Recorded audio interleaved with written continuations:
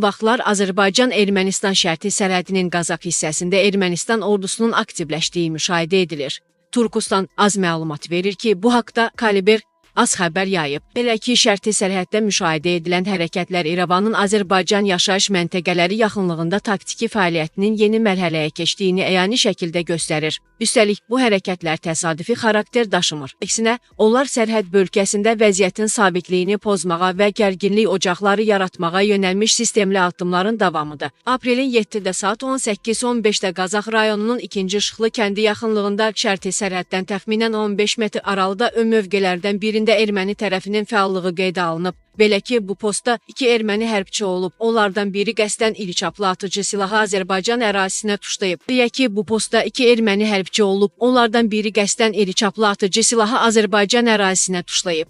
Həmin silahdan atəş açılmasa da, bu addımın özü belə açıq-aşkar nümayişkaranə və təxribat xarakteri daşıyıb. Bu cür addımlar cəbhə xəttində aqressiyanın təzahürü və ya epizodik improvizasiya deyil.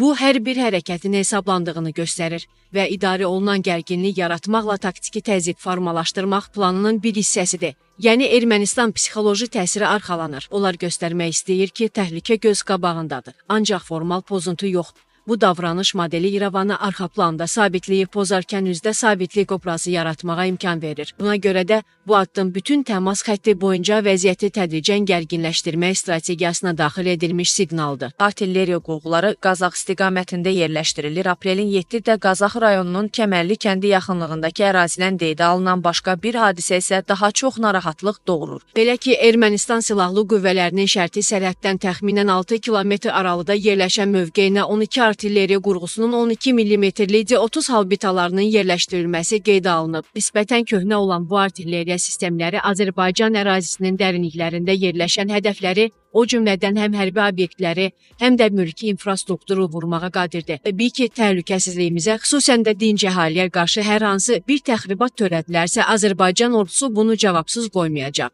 Çünki Azərbaycan silahlı qüvvələrinin fəaliyyəti həmişə dəqiq balanslaşdırılmış və mütənasib olub. Əgər erməni tərəfi birbaşa təxribata gedirsə, o vaxt bilməlidir. Azərbaycan qətiyyətli cavab verməyə hazırdır.